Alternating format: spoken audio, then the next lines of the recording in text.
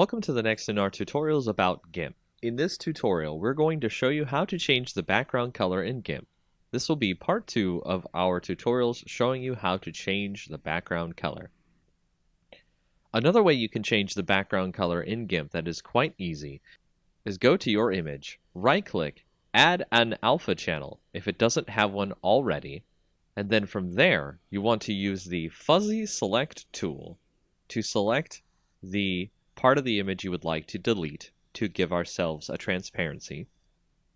So you can see here it has selected all of the color besides the text itself.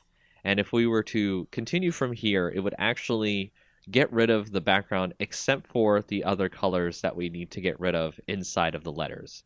To add the circles inside the text, you want to hold down the Shift button, which will add a plus symbol next to your fuzzy selector, and you can now add those bits inside the text into your selection. And doing so will allow you to delete all the parts of the image you want to get your alpha channel. So once you're finished there, just hit delete on your keyboard, and you'll see the background is now fully removed.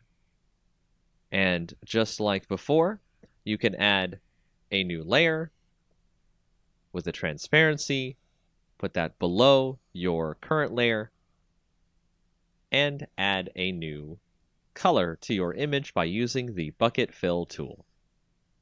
And that's another way about changing background color in GIMP.